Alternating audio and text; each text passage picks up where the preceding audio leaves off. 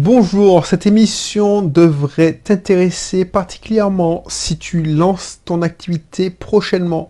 Tu veux lancer ton activité prochainement, qu'elle soit en ligne.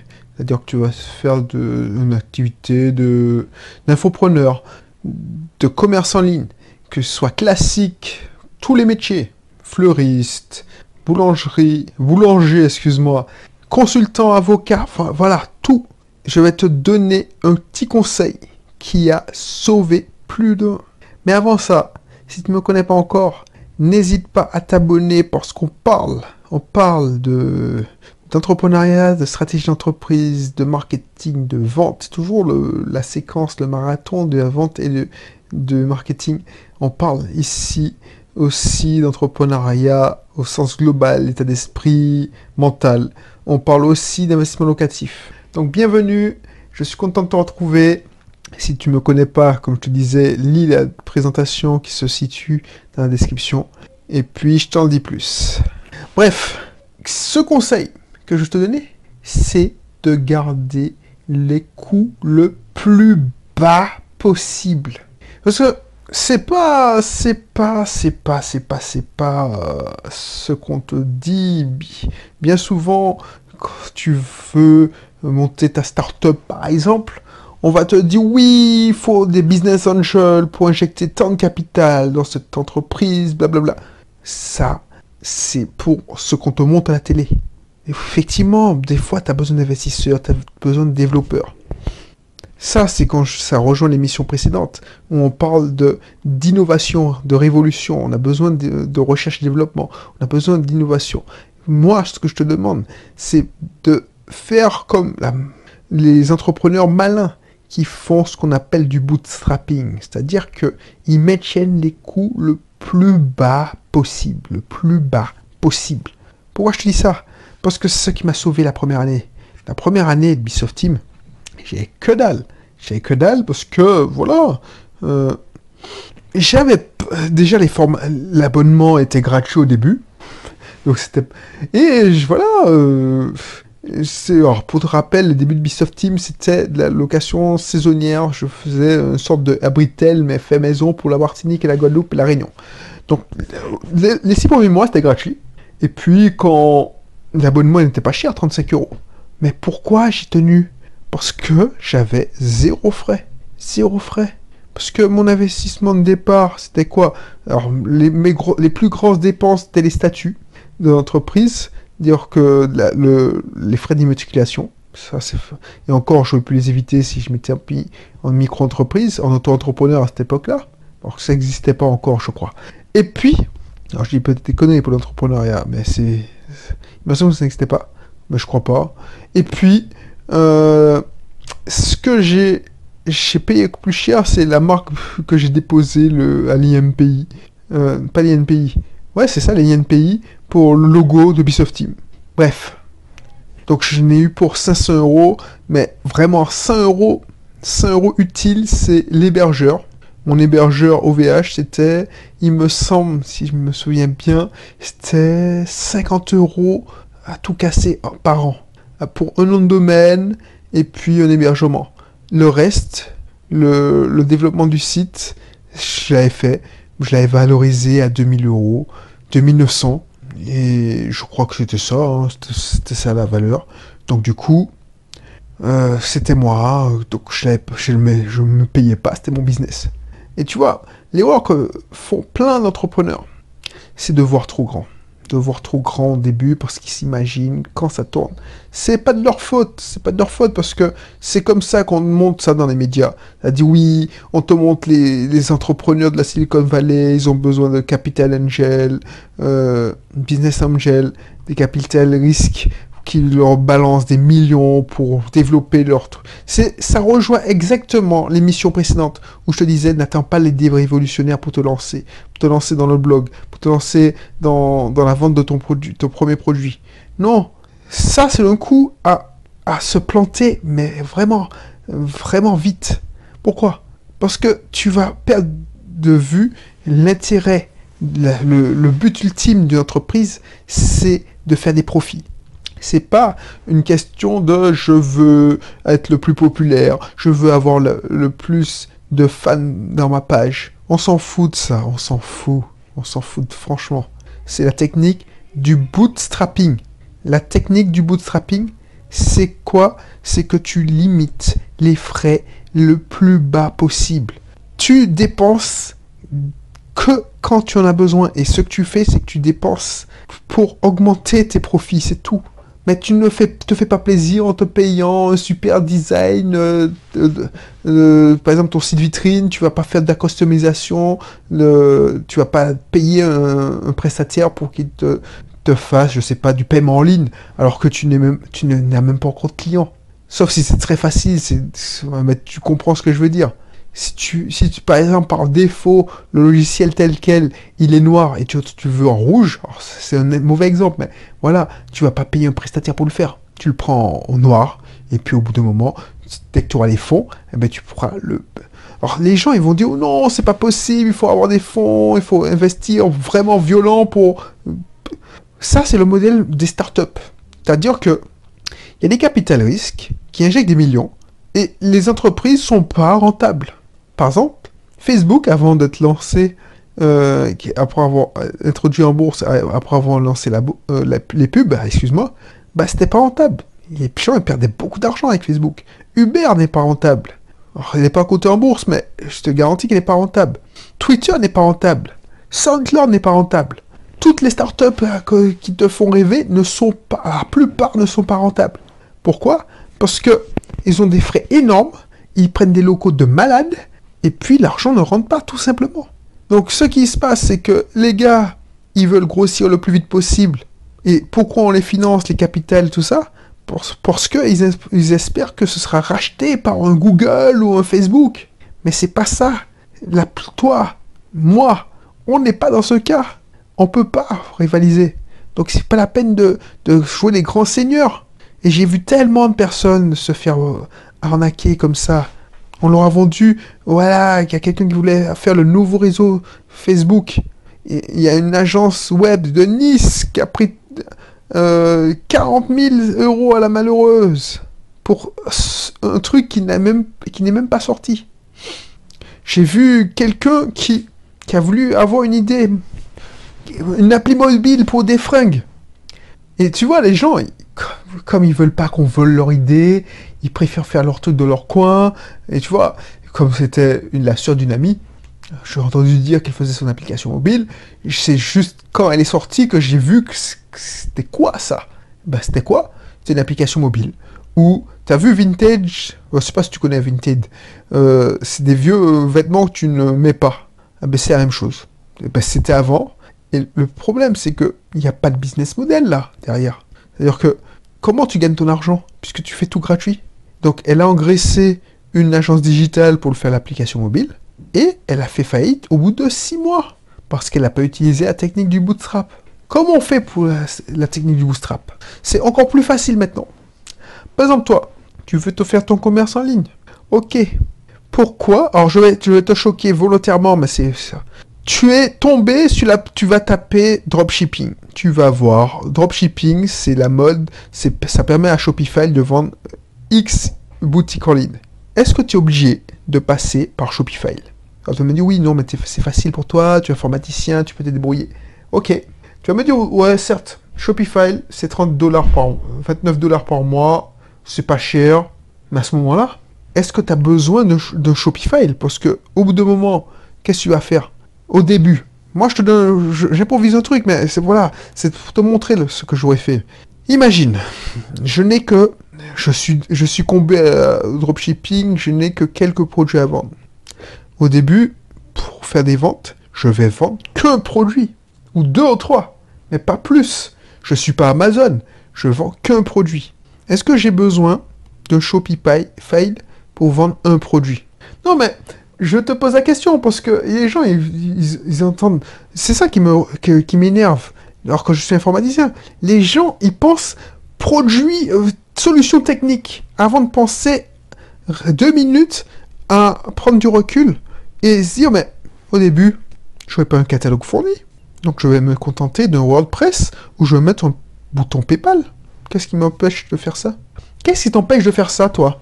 Mais vraiment, vraiment, franchement, qu'est-ce qui t'empêche, au lieu de t'abonner à Shopify, et il te donne... Ouais, Shopify, c'est 14 jours gratuits. Tu penses bien qu'en 14 jours, tu peux monter ta boutique. Il y a 80% des gens, seuls les gros malades comme moi, sont capables de faire une boutique en 3 jours. Parce qu'ils font ça. Mais toi, si tu travailles, tu prends ton week-end pour le faire, bah tu vas manger une semaine. Ensuite, quand tu vas rôder ta campagne Facebook, trouver tes produits, non. Tu veux tester le dropshipping. Qu'est-ce qui t'empêche de le faire, même de le faire directement sur Facebook? Je te dis ça franchement. Qu'est-ce qui t'empêche de le faire directement sur Facebook? Pourquoi tu veux avoir Shopify? Pour faire comme tout le monde? Pour avoir accepter des paiements de carte bancaire?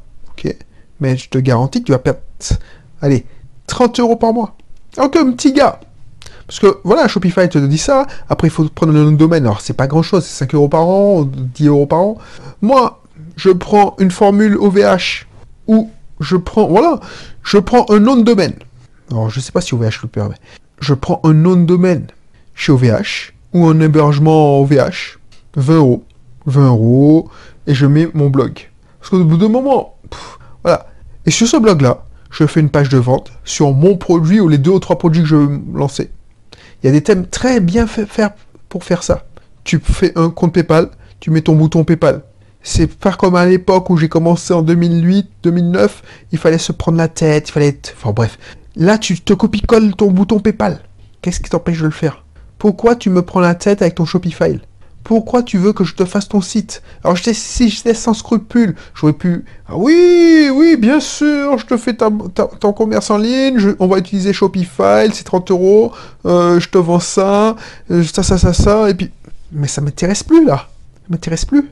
Ça m'intéresse pas, même. C'est quoi ma plus-value? Te faire te planter? Alors que, imagine, et c'est ça la technique du bootstrapping, tu commences le plus bas possible. Tu me dis, ouais, mais Belric, c'est n'importe quoi, ça. Mais je te jure que tu peux le faire. Commerce en ligne. Tu fais du dropshipping. Tu dis, bon, le plus petit, la solution la plus petite pour que je commence, c'est, j'ai 100 €, je vais payer 20 € mon hébergeur, je me prends la tête pour me former à WordPress, je me prends un après-midi pour me former à WordPress. De toute façon, c'est la même formation pour prendre en main la plateforme Shopify. C'est exactement le même investissement en temps. Ensuite, je me débrouille pour créer 2-3 articles à la main, mais tu vas pas le faire. On va dire que tu vas pas le faire. 20 €. Je prends un thème gratuit. Je sélectionne sur AliExpress ou Alibaba un produit que je souhaite vendre en dropshipping. Les gars, ils me contactent. J'ai mis mon bouton PayPal, c'est gratuit. J'encaisse mon premier fric. Ma première commande. Ça peut être dans 1 mois, dans 3 mois. Je m'en fous. Parce que de toute façon, je ne paye pas. C'est quoi? Je n'ai que les pubs Facebook qui sortent. Parce que vu qu'on veut commencer rapidement, tu auras 80 €, excuse-moi. Si tu es au Canada, tu vas parler en dollars. Si tu es dans la zone euro, tu vas parler en euros. J'ai 80 €. Allez, 75 € pour payer ma première campagne de pub. 75 €, si tu mets 2 € par jour, ça te fait 1 mois. Avec 2 € par jour, tu peux en faire des visiteurs aller sur ton site pour voir si le produit prend. Et ensuite, avec ça, avec 100 €, tu sais si tu as géré ta niche ou pas.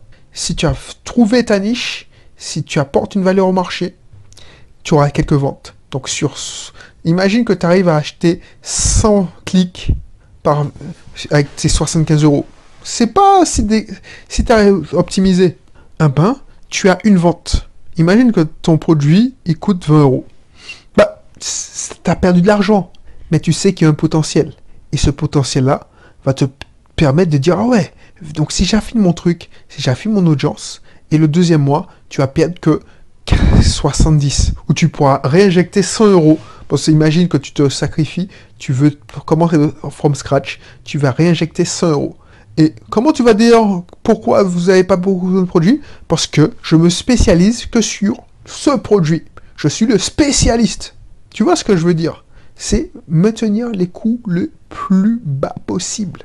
Tu veux être consultant. Pourquoi tu vas chercher un local? Au début, tu n'auras pas de clients. Il ne faut pas se leurrer. Au début, tu vas donner des consultings à domicile, chez le client d'ailleurs, chez le prospect. Donc tu n'auras pas besoin. Donc tu as ton adresse, bah, pourquoi tu veux te faire... voilà, tu vas me dire, oui, non, mais je veux me faire domicilier parce que je veux qu'on réponde à mon téléphone. Mais une entreprise de domiciliation, c'est cher. C'est cher. Alors tu vas me dire, oh, non, c'est pas cher, c'est 100 euros. Oui, mais tu démarres, tu pars de zéro. Donc, moi, franchement, un conseil, les coûts le plus bas possible. Tu veux créer ton consulting, ton service de consulting? Ah ben, déjà, cherche ton premier client. Donc, c'est ton temps en fait. Tu auras des frais, mais bon, transport, tout ça, mais c'est bon. Et une fois que tu as ton premier client, pour lui faire sa facture, tu t'y matricules. C'est comme ça que tu vas gagner les coûts plus bas. Le coût plus bas, c'est acheter 100 cartes de visite, pas plus. Le plus petit modèle. Alors, il faut que ce soit classe, mais ne t'achète pas 500 cartes de visite. Allez, 30 cartes de visite. 30 cartes de visite, top. Au lieu de prendre 100 cartes de visite bas de gamme. Fais pas l'erreur que j'ai faite quand j'ai commencé en prenant des cartes gratuites Vistaprint où c'était écrit Vistaprint derrière. C'est vraiment un truc qui sert à rien en fait. C'était gratuit, ben je payais que les frais de port. Mais bref, voilà. Ton travail c'est de rechercher tes premiers clients. Donc pour durer longtemps, et moi je te racontais comment j'ai duré longtemps. Ubisoft Team, j'ai fait un résultat de moins 400 euros pour une première année, puisque j'ai réussi à monétiser vers la fin de l'année. Pour une première année, c'est exceptionnel. On n'est pas les startups qui peuvent se permettre de perdre des millions, par exemple Just Eat, tous ces trucs-là, parce qu'il y a des capital risques qui continuent à injecter encore des millions et des millions. On n'est pas ces gars-là. Et tu vois, un livre qui est très bon, qui résume bien cet état d'esprit, c'est... Alors j'ai deux livres qui me viennent en tête. C'est la startup de 100 $, et puis le livre... Alors j'ai oublié son nom, mais je te le remettrai dans la description. On parle du bootstrapping. C'est hyper intéressant. Alors, je sais qu'il y a des gens qui disent, oui, non, mais si tu veux impacter, il faut frapper fort. Mais qu'est-ce qui t'empêche de frapper fort sur un produit? Si tu veux être consultant, par exemple, au lieu de te dire, oui, par exemple, si tu es expert comptable, tu dis, bon, je fais de la comptabilité générale, j'adresse toutes les entreprises de marché. Non, tu te spécialises sur... tu étudies un métier en particulier, tu dis, je suis l'expert des poissonniers. Bon, tu ne mangeras pas beaucoup, mais je suis l'expert des médecins. Je conseille vraiment, j'ai étudié ça, que ça. Du coup, ton site internet WordPress va parler que de ça, et tu auras ton premier client. Effet boule de neige, deuxième, troisième, quatrième. Il y a plein de trucs comme ça qui font... Enfin, je sais pas si j'ai réussi à te convaincre, mais j'aimerais tellement t'éviter mes écueils. Parce que franchement, c'est ça... Tout le monde, oui, Shopify par-ci, Shopify par-là, mais on peut faire sans Shopify. Tu peux faire ta formation en ligne avec que dalle. Tu peux faire ta formation. C'est pas la peine d'aller prendre l'abonnement à ClickFunnels. Moi, quand j'ai pris mon abonnement à ClickFunnels, c'est que j'avais au moins une vingtaine de formations. Voilà, c'était rentable. Mais toi, t'as même pas ta formation, t'as même pas fini ta formation, tu vas pas prendre même l'Earnybox, ClickFunnels, ou tu vas même pas prendre un TriftM comme je te préconise. Tu peux commencer à balancer, par exemple, tu peux balancer ta formation, tu veux faire de la formation par un e-book. J'ai commencé comme ça. Alors tu vas me dire, un e-book c'est mort. Si, un petit e-book qui coûte pas cher, tu fais ton PDF, et puis voilà, tu vois si ça prend ou pas. C'est comme ça que j'ai fait pour Salle des Fêtes. Ça a commencé par un e-book. Et je te racontais l'histoire après. Ça a commencé par un e-book que j'ai entreposé sur mon hébergement. Et puis j'ai mis au bouton PayPal, et puis voilà.